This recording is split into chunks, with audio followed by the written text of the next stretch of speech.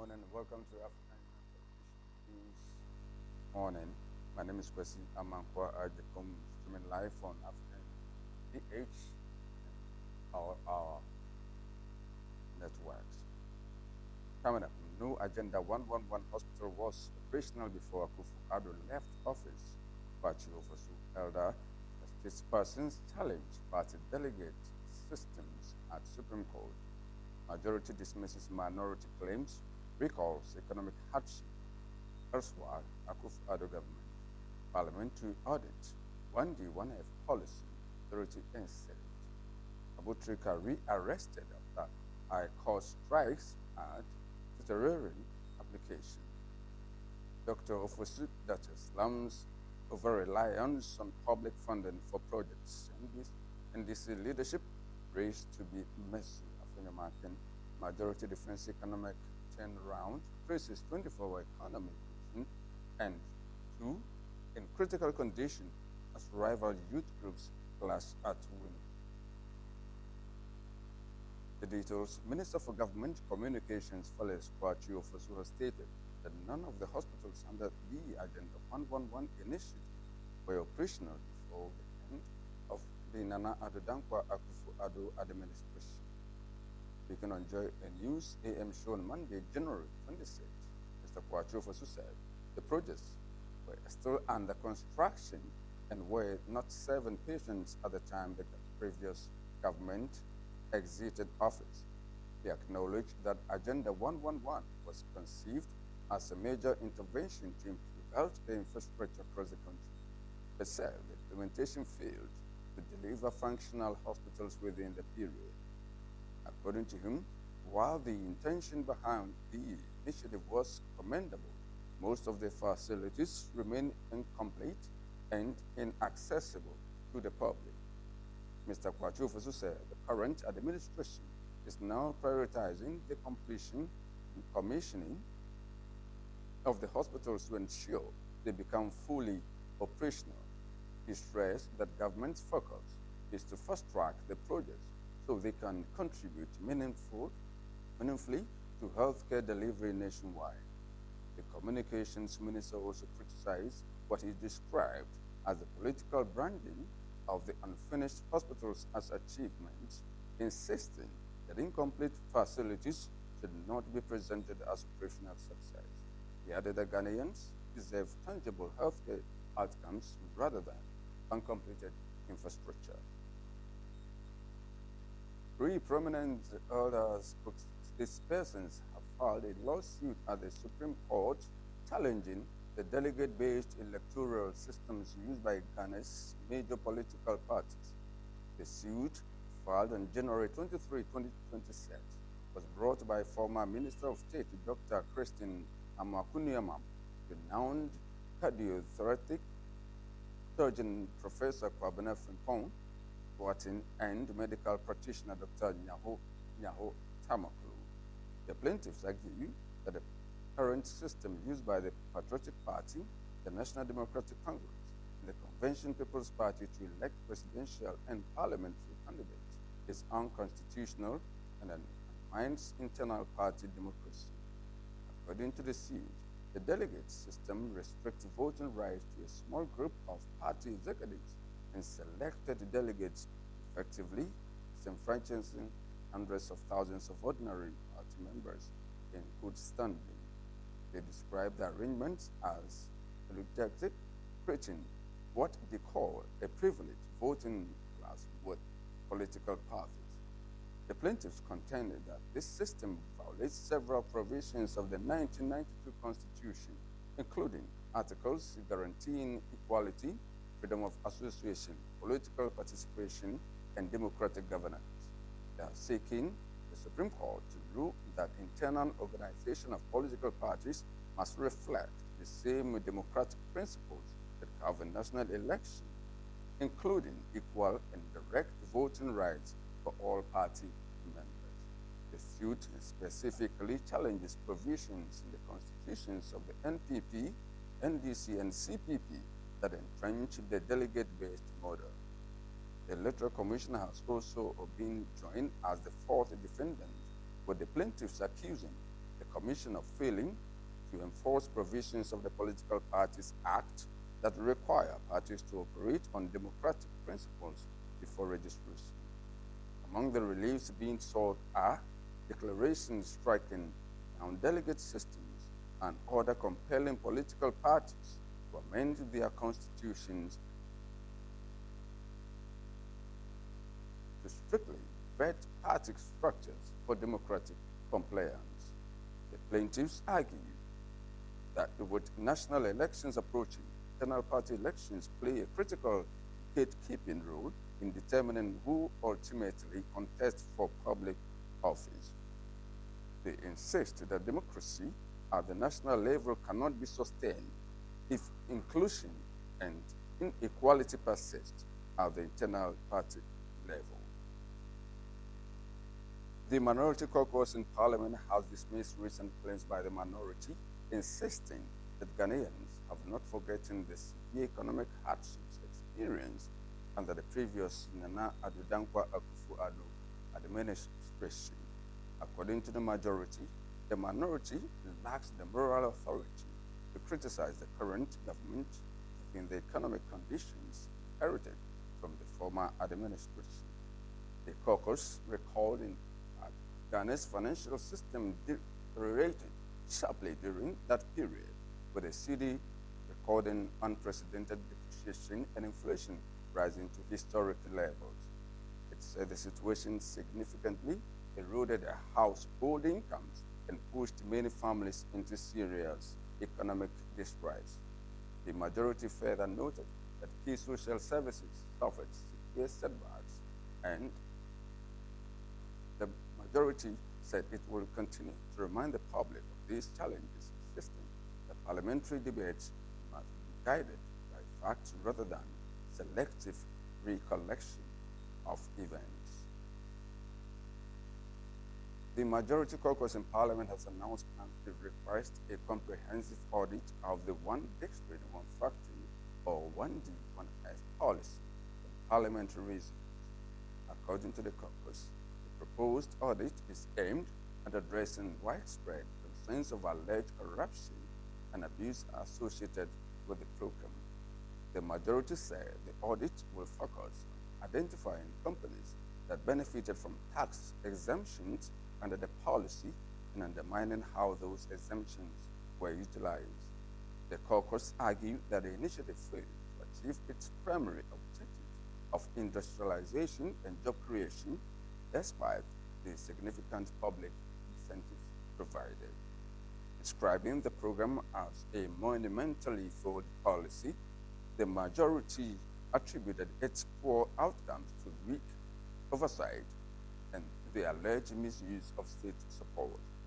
Majority leader and leader of government business, Mahama Yariga, said that if the policy had delivered as promised, thousands of young people would currently be in stable private sector employment. He accused the majority of lacking credibility on the issue of youth unemployment, insisting that accountability is necessary to prevent repeat policies that drain people resources without delivering meaningful economic details. The minority said the audit will help ensure transparency and guide future industrial policies. Senior partner at B and David Africa and Dr. David Ofosu-Dotte has warned that Africa's debt crisis will persist unless governments abandon the practice of controlling and financing most development projects on their own. Speaking on the Crystal Ball African 2026 Forum held at the Labadi Beach Hotel on January 22, the transactions lawyer said sustainable economic growth depends on attracting private capital and limiting state borrowing to projects that can pay for themselves. Dr. Ofosu-Dotte cautioned that African countries risk prolonged debt distress if borrowed funds are not directed toward self-liquidating ventures.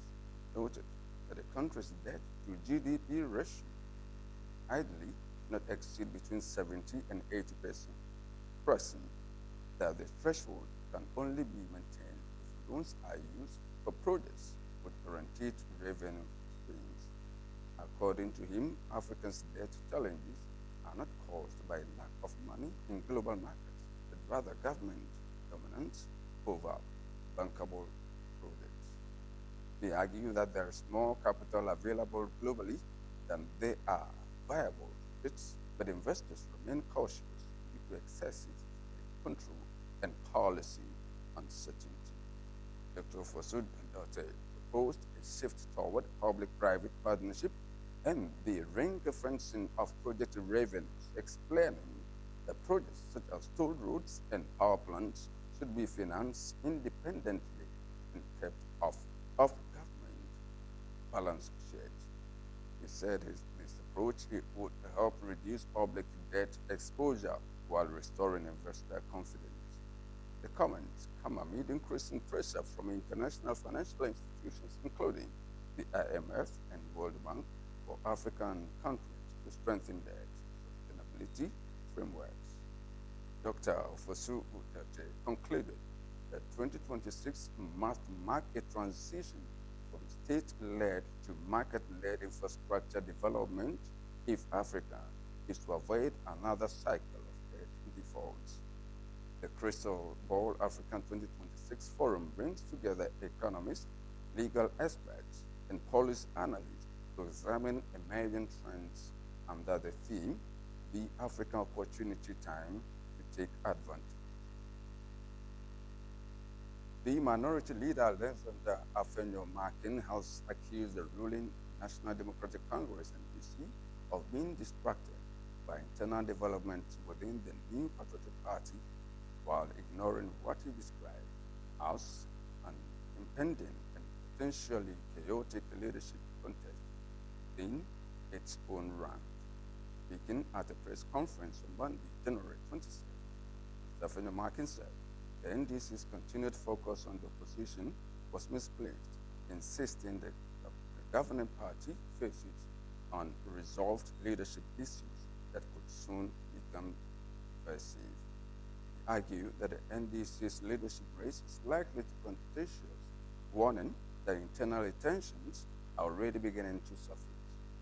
Mr. Afenyo-Markin pointed to the activities of the NDC's General Secretary, Johnson Asiedu Nkatia, suggesting that his nationwide thank you tours signal behind the scenes maneuvering ahead of a flag bearership contest.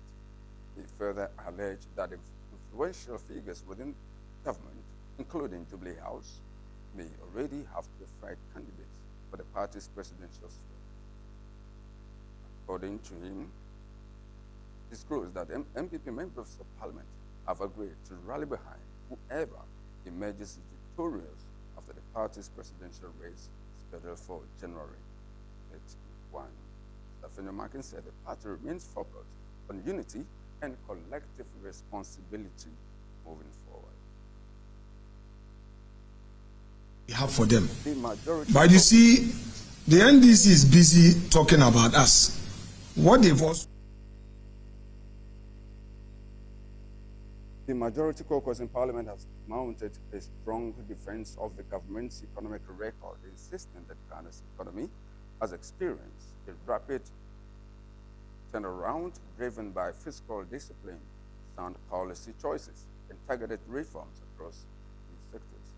According to the majority, by the end of 2024, major national systems, including the National Health Insurance Scheme, the Free Senior High School Program, and decentralized local governance, had nearly collapsed due to financial mismanagement and corruption. It said district assemblies were particularly affected, left severely underfunded, and unable to deliver essential services.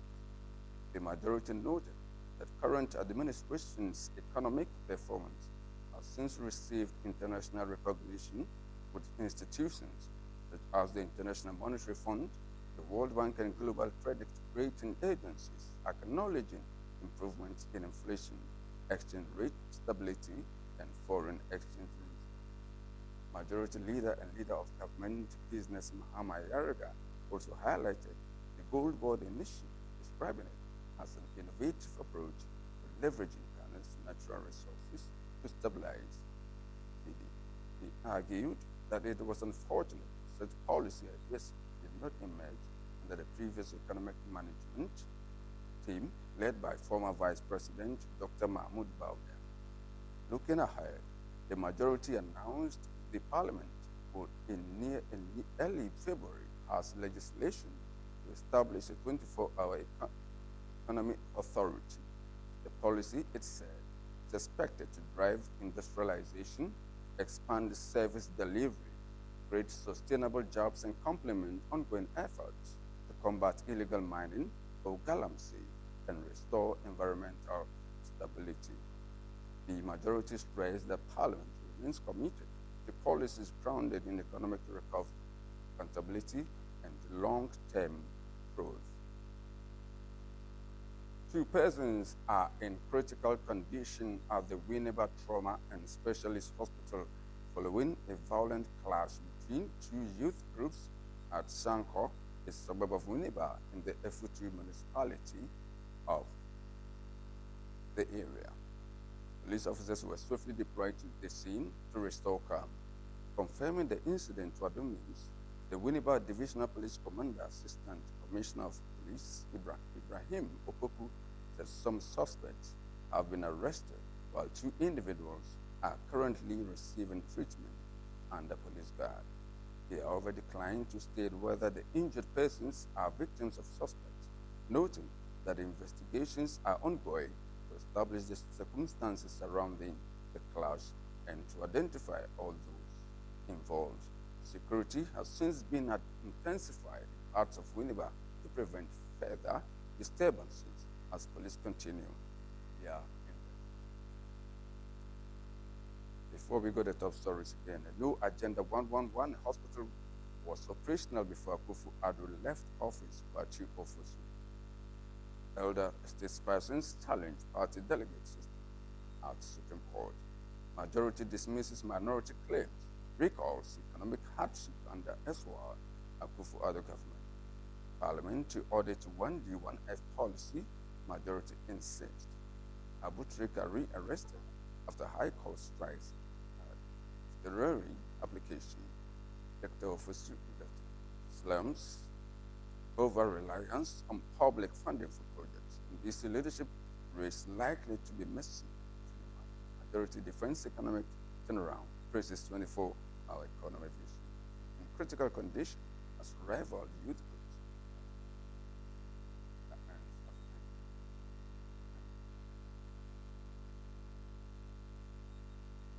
What's up next? DK wins and stay with us.